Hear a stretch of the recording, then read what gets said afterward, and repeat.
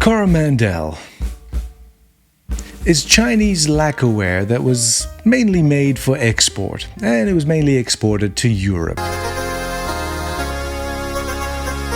And the most common manifestation of this Chinese lacquerware were the Chinese folding screens, of which Coco Chanel was a huge fan of, having had 32 of them stuffed into her apartment at 31 Rue Cambon. Other than that, I can't really say if there's any connection between a Coromandel lacquer object like a Chinese folding screen and the perfume by Chanel of the same name.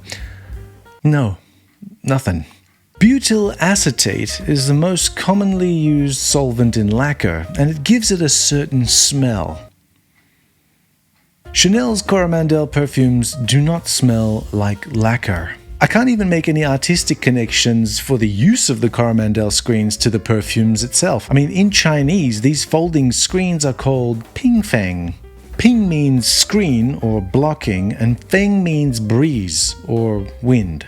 So, wind blockers. They were draft stoppers. Chanel wind blocker. Nah. But they were used for privacy so that ladies could get changed behind them. Ladies could get changed behind the Coromandel screen.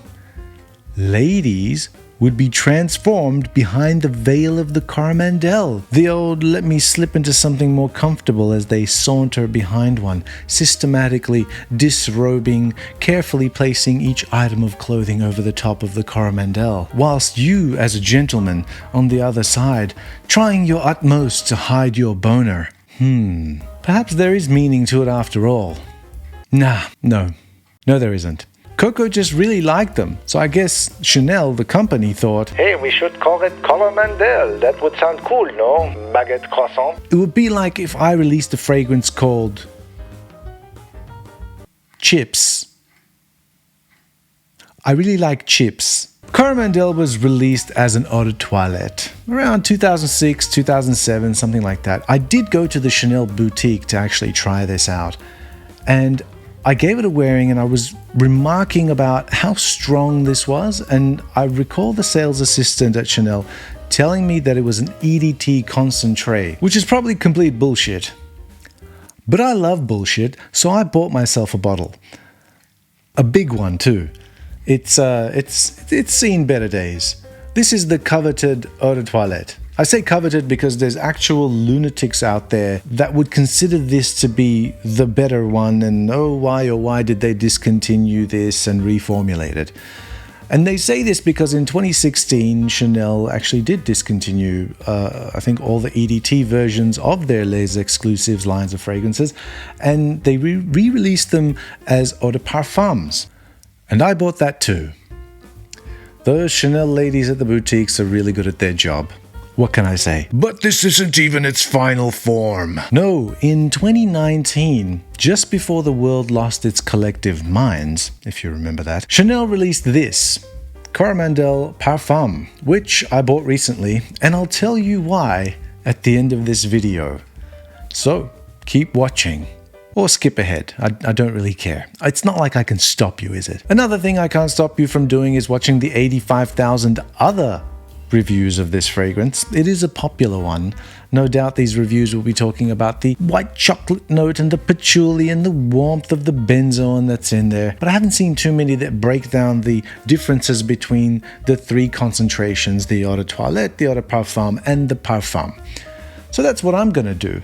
But first, a very special unboxing of Coromandel PARFUM. Enjoy.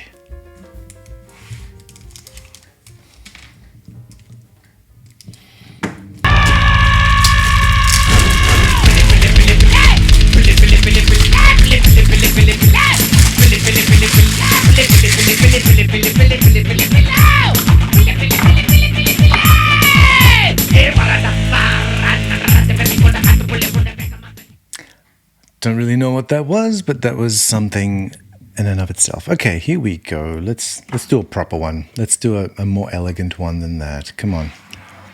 You deserve it. Okay. Box comes in any regular sort of, I guess, Chanel Parfum boxes. They kind of come like this. Most of them do, or most of the modern ones do anyway. And there is 15 mils of this, and they come with a seal. And generally what you have to do is cut this open, and there's a way to actually do it. You can actually cut this little bit off the back, that little top one. If you just chop that off, you'll be able to take the stopper out and use it without losing the actual Chanel wax seal at the front. I have tested this before, I have to say. Let's try and do this. This is going to be more difficult than it looks. They really want you to break that seal. We have ways.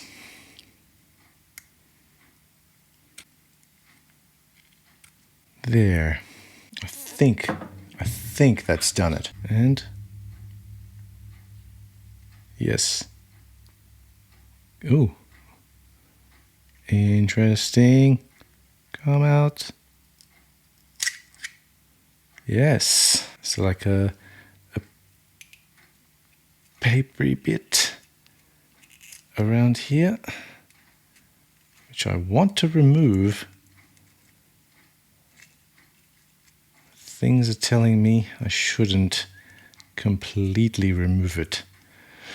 Okay, let's have a go. Generally what you want to do, what you want to do with parfums is like use the stopper as a dabber, but I don't like using the stopper as a dabber because you dab this little bitty onto your skin, and then bits of your skin will go into the perfume. What you're supposed to be doing is getting something that you can use to dab yourself with, such as like a maybe not a Q-tip. Oh, and I can smell that coming, like basically pouring out of the parfum bottle. So good. You can dab that in there, and then you can dab your skin with it. But I mean, that's probably a waste of parfum. I don't know. Maybe you should just use the stopper. That's probably better. Oh, that's gorgeous. What I've done is I've got a tester strip, and I'm also wearing the parfum on my skin. Oh, man. That is something else. It's almost like a different fragrance. Almost. It's almost like a flanker of the original Eau de Toilette. It's just so smooth. So much smoother than the Eau de Toilette, which I'm going to spray on now onto the tester strip. I'll just give you a glimpse of the difference in juice colors here. If that is visible, that is the Eau de Parfum. This is the Eau de Toilette. It's been with me like, I don't know, been with me for a long time now, this. So it's obviously changed color and aged. Eau de Toilette.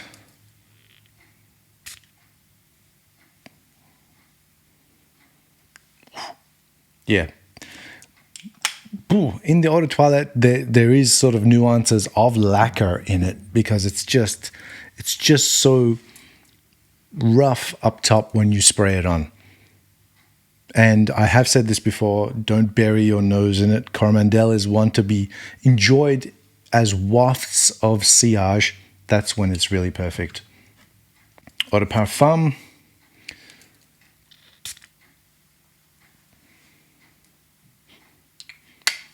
As you go up the concentrations from Eau de Toilette to Eau de Parfum, it becomes smoother, obviously. Yeah, it's way more doable right off the bat, even on the opening. The Eau de Toilette needs a little settling down. It needs to be tamed a little bit. And the Parfum is just perfect off the bat. However, as parfums generally do, they do sit quite close to your skin and they don't really project out that much. For Coromandel, as in a comparison to the other two concentrations, it doesn't project as much, but it will be with you until you wash it off, or maybe wash it off several times. Because the last time I tested the Parfum, the tester strip I left on my desk and I could smell it almost a week later. It was, yeah, and it was just beautiful every time. I'm in Coromandel heaven right now. So what I just figured out is that the base of the actual Parfum box is bouncy. It's almost like it's on some kind of suspension, so as not to, so you could, this could be pressed down without actually putting any pressure on the actual glass of the bottle. That's clever, if they meant to do that on purpose. The Eau de Parfum box, however, is probably the worst of the bunch because it's a 75 ml, and for the 75 mls, you don't get like the rubber foot on the bottom, which makes it a bit more stable. I mean, which you would need for the bigger 200 mls, but the 75 mls don't get that in terms of presentation. I think if you're going to go for something that you're going to wear for, you know, for a long time and really love, get the 200 ml. It would probably be a better investment as well, given that Chanel constantly increase their prices. One thing that I do want to talk about with why did I get this parfum now, which I did mention that why I bought this recently, because I've had the Eau de Toilette for a long time.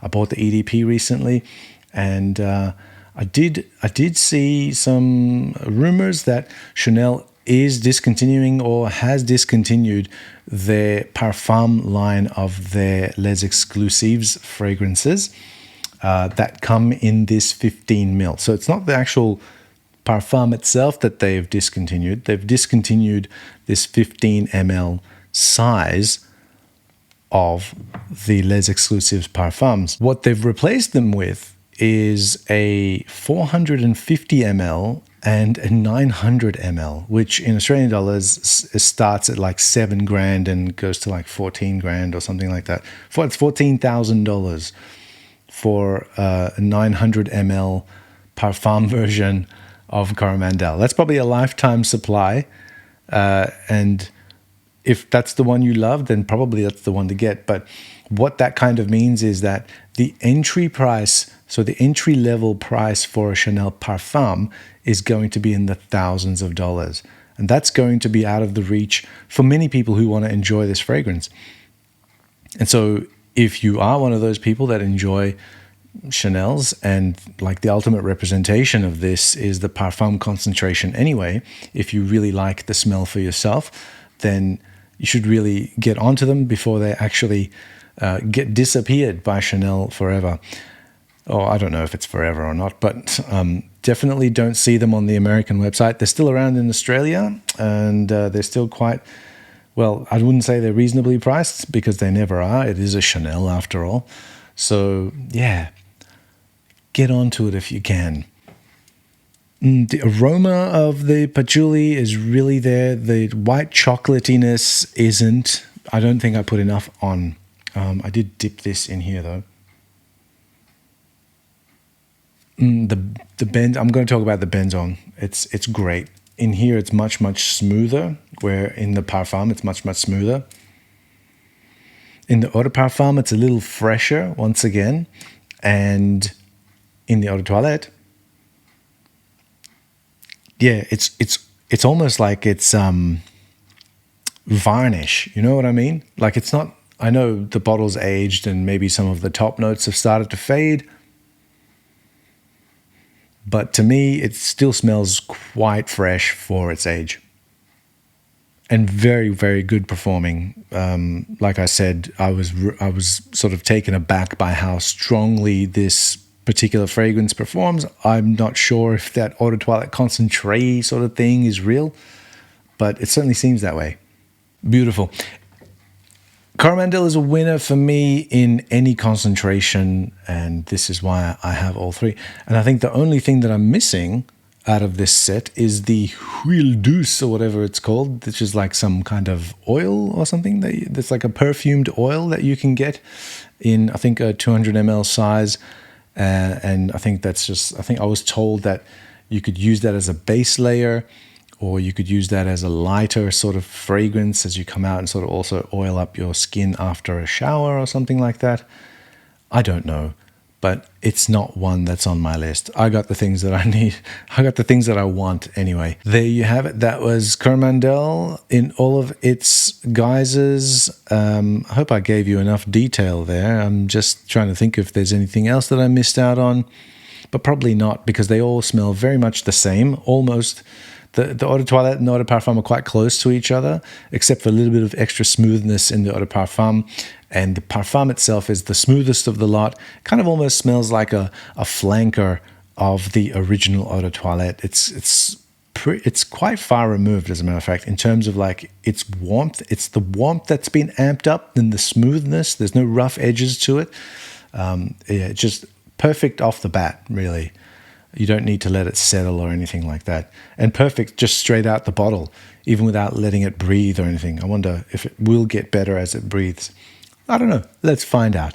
As always, thanks for watching.